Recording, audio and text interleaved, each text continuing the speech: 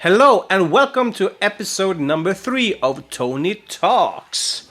I just recorded a clip for 40 minutes, and when I look back at the footage, it was kind of blurry, so I have to do it again. But I think it's gonna be better this time because now I've had a practice run. Okay. So the intro riff I played here was from Yes, I Ate Him. Yeah, and coffee is very important if you know me. And I'm drinking from my Wheel of Death. Can you see it? Lovely mug.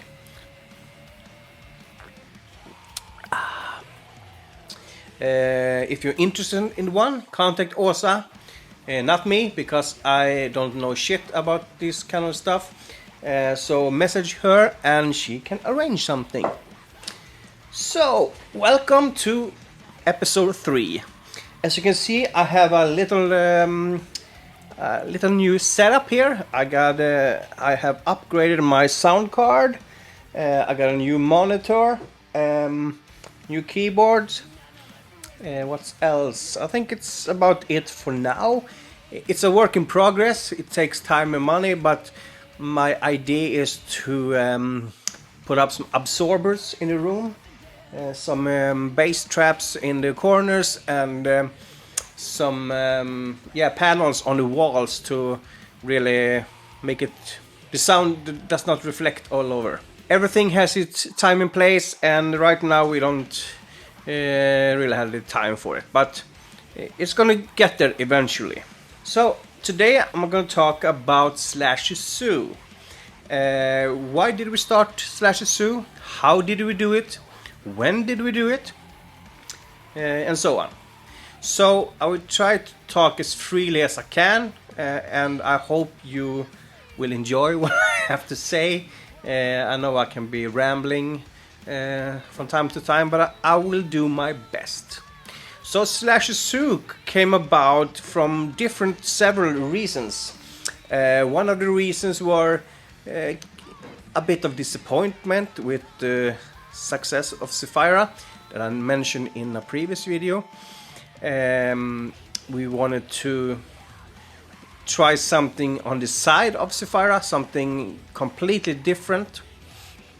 In Zephyra, we didn't have a plan from the beginning when we formed that band. It just evolved over time, and it became what it became. With Slashy Sue, we had a plan from the beginning. We had the image in our heads. We knew what kind of music we would like to make, and so on.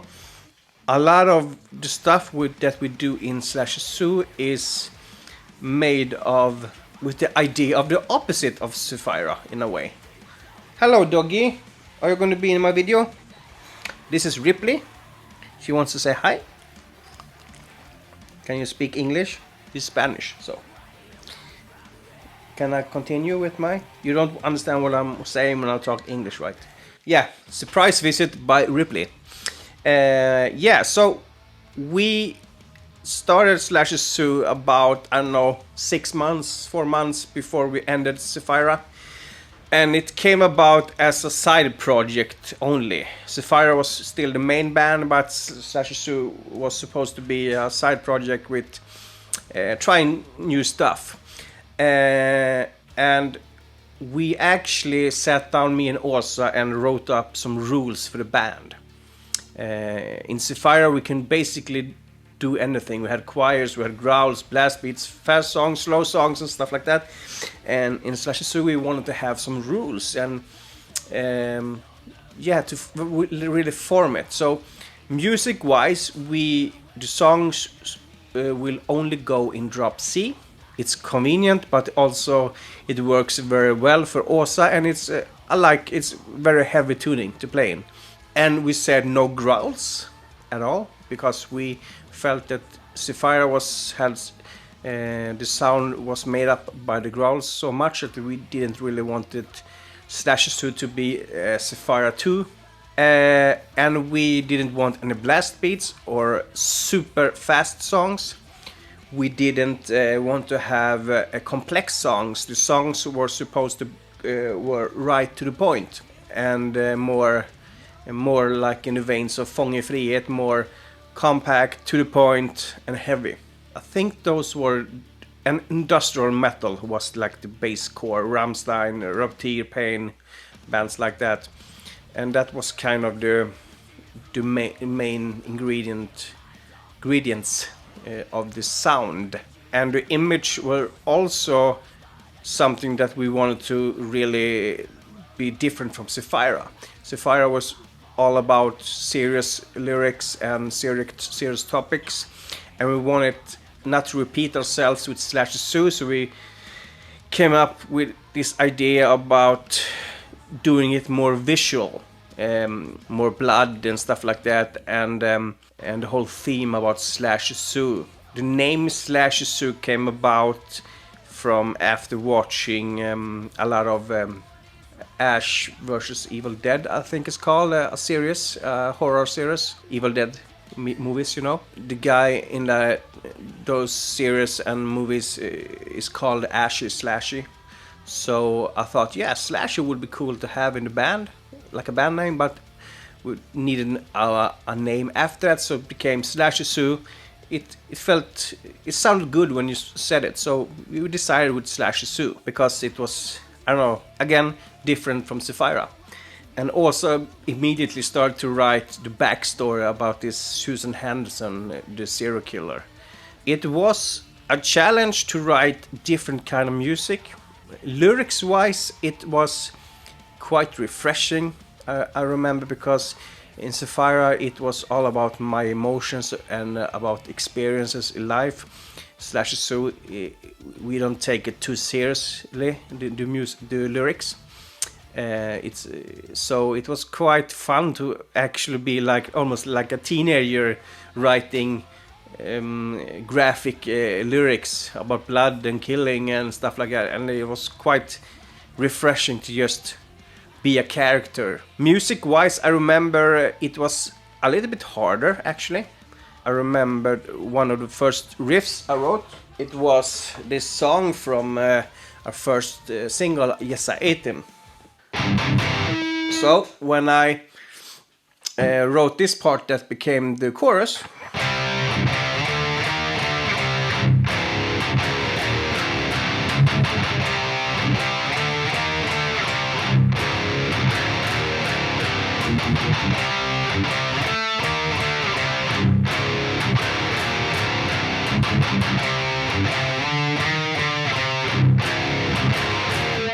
I remember thinking that it sounded kind of childish and not heavy back then when I came up with it. And it was one of the first riff that I wrote for Slashy Sue. And I remember showing it to Åsa, and I can't really remember if she liked it or not from the beginning, but I was kind of, it was very new ground for me to play like this. And it's not hard or anything, but just those chords together is that, like, you know, kind of lullaby or taunting, you know, kids in school when they're taunting na na na na, and we use that kind of line in the chorus, na na na na, sing this song, and it felt very, very, I don't know, another dimension of compared to what I have written before with Zephyra. But then again, I felt that is just that I'm looking for. I want it to be different from Zephyra. Then when we started to record the vocals for that one, it came together and it sounded so cool, and it really sounded nothing like we have done before. Of course, people gonna recognize some Zephyra elements here and there because it's me and Åsa still, but we felt that we have broken new ground for us. So that was the first song that we wrote, and it doesn't have so many riffs. They have the intro riff that I showed in the beginning video.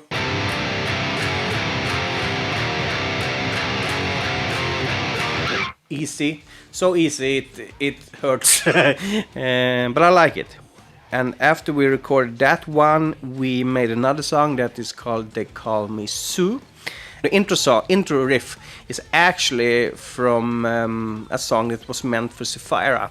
I wanted it to be an industrial feeling to it, but we ended up breaking up the band, so I had that riff still there, and it became a great Slashy Sue song. Let's see if I can play it here. The intro goes like this.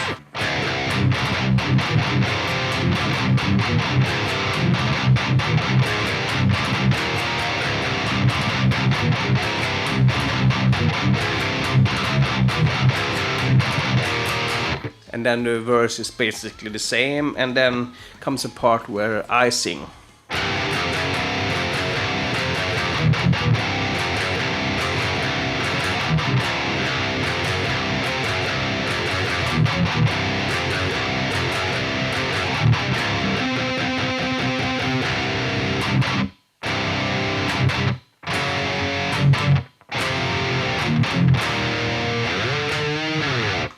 And those two, I have to have coffee first. My Wheel of Death mug. So those two songs were kind of brother and sister song, or what I call it. It's like a package, because on those two songs there were no growls at all. I may be lying now. I think it's one scream of growl, but no main growl thingy. And I sang as well on those two songs. And we felt when we started Slashy Sue that I would sing with Åsa like a counterpart, because she wasn't doing any growls. So it felt kind of cool that I was singing some parts as well. But after our second song, The Call Me Sue, I can't remember the years, 19, 20, right? After The Call Me Sue, Scarlett released her song Boss Bitch, and as you know, Åsa is featured on that one, and she did a heck of a growl there. Even I am in the video. And after that song, she got a lot of compliments and comments about her growls in that song. So we kind of ditched the idea that we would not have growls in Slashy Sue. We discussed it, and Åsa has always liked to do growls, and it felt kind of cool to bring it back again. So and at the same time, I felt that it's no meaning for me to sing in Slashy Sue, because it's gonna be me on vocals and also on distortion and clean and growl. It's too much and confusing, we felt, so I stopped to sing there, and she started growl again, and it felt so natural with the growl, because when I write music, it's easiest to write growls, because I know Åsa can do it so well, and it almost always sound good immediately. And at this point, I start to write "Fuck You," and that has a lot of growl in it. That song, I'm still maybe the most proud of the so far released songs of Slashy Sue, because it was kind of a challenge to write a short song, an easy as heck song, but I think at least it's really good. It's not easy to write an easy song that don't become boring. It's easy for everyone else to play the song, I believe, but come up with it and make it work. So I'm gonna play something stuff from that. So the intro riff for that song is so childish simple. Yeah, I forgot it. It's so easy.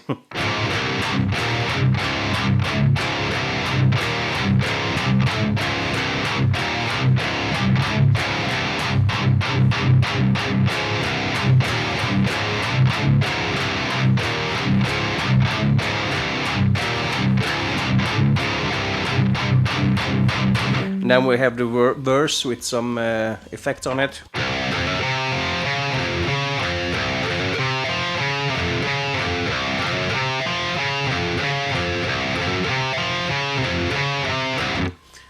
Easy stuff, and the chorus is even easier.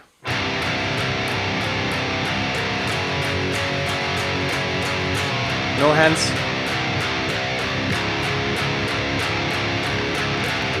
And compared to where I've been with Zephyra, that felt so refreshing. Yeah, with Zephyra I'm used to play stuff like this.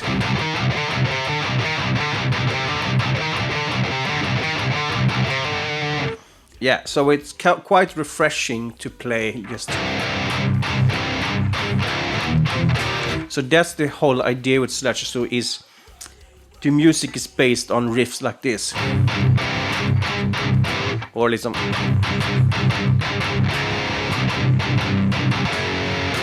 Not so much those single notes that you hear in Melodeath.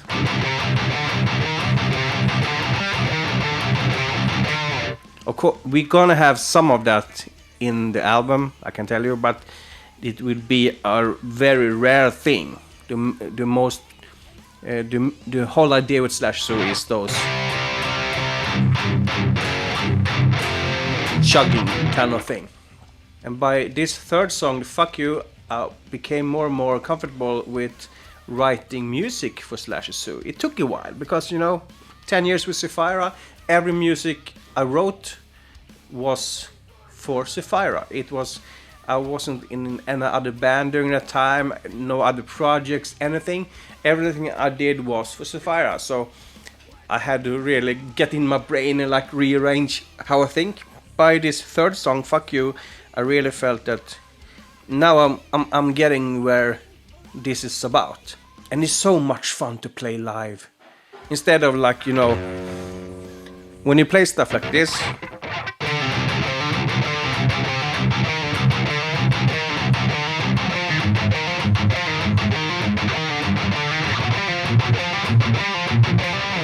it's fun to play live, but the more complex stuff you play, for me, I don't say that we have super complex music Zephyra, but for me it's quite complex, some of the stuff. And the more it's complex, the more you have to look at the guitar live. When I play a riff like that, I can't really headbang too much and watch interact with the crowd because I have to look at my guitar. But when I play like a chorus riff in Fuck You, I can really like, it's so easy, so it's easy to headbang and like look in the crowd and do horns up or whatever, instead of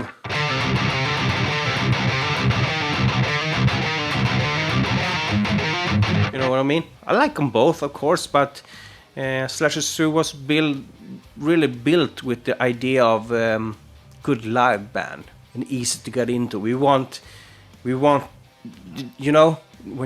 you start to dig in it, that kind of vibe. We want that from the crowd. Is Slashy Sue a band or project? Yeah, from the beginning it was a project. It was a side thing of Zephyra because Zephyra was still active at that point. But I think around the Boss Bitch single, I think we felt more that we really like being in the music industry for real and really continue this path and not give it up. And we really felt that we're gonna try to take Slashy Sue as far as we can, but with some rules. One of the rules is to have fun. It sounds kind of stupid when you say it like that, but it's in this business it's so easy to get like frustrated about numbers and money and stuff like that. So we wanted it to be fun and have that creativity fun, not so much pressure. So that's why we decided to do everything ourselves. So we wanted to involve as little people as possible, actually. So we record our music ourselves, we mix and master it ourselves, we make our videos ourselves. Awesome basically makes the videos. She makes all the design things like pictures and stuff for posters and stuff like that, t-shirts. And it's so much easier when it's just me and Åsa, and that's also a thing that we are not a band in a way that we have full members. Really from the beginning we didn't want to have 2 more members that were permanent members. We wanted session members. So for our first gig with Slashy Sue, we called in Conny Pettersson an awesome drummer that is easily overqualified for our music, but he's a rock that back there behind the kit. And on bass we had Tobias Oya, that you have know from Zephyra, obviously, but he's also in this awesome band Son of Sam nowadays. So basically they are hired guns and get paid to play and wear blood.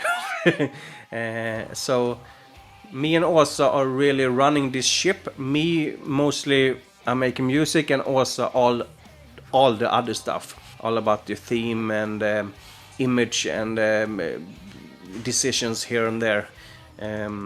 She's like the boss in that because she's awesome at that and she likes it. And those guys that we bring in to play with us, they will only play, nothing more. They don't have to pay anything.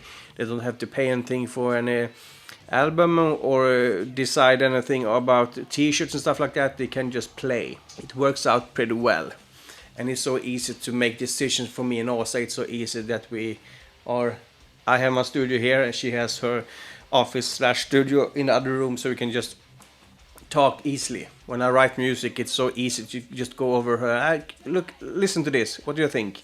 And if she has an idea for a picture or banner or a poster like Slasher Fest, May 8th, she can come over to me easy and ask for opinion. We don't have to involve anyone else. And if we involve anyone else, we carefully think about it. We have worked with some people, the session musicians, of course, but also a couple other people. But we want to have it very narrow and only those people that we really want to work with. We are very keen on having this Slashy Sue being fun and being honest with you guys. We kind of open about why we're doing things, why we want to be honest with you guys. If you like ask us why don't you print vinyls, we have to make it worth. We don't want to put ourselves in debt or anything. Not debt. Yeah, so we try to make it as good as we can and having fun. The slasher hangouts that we have on Saturdays, that is one thing that doesn't cost us basically anything more than time. But we're having fun and we're connecting with you guys, and you are there every Saturday, and we're very happy about it. So yeah, we had the plan to release an EP this year, but I have a lot of songs on the way, so we decided to make an album instead. And I think I'm gonna play some riffs from the upcoming album. Do you want to hear it? Let's see if I can remember some of this.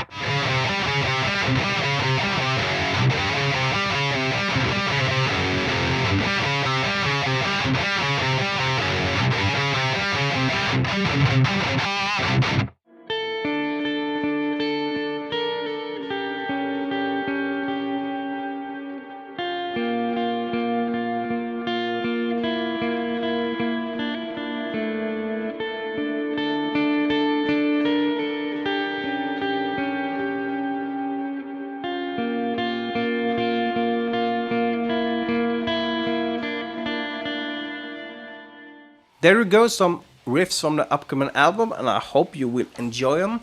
I hope that you have enjoyed this episode as well. I'm trying to be as open as I can and having fun. It's still kind of awkward for me to talk like this because I'm not the front person in the band, have never been. But I'll do my best, and I hope you can bear with my English. It's hard sometimes. If you have and ideas for future episodes, feel free to write in the comment section or Facebook or message me. And we will see you on Slasher Hangouts. And don't forget Slasher Fest as well.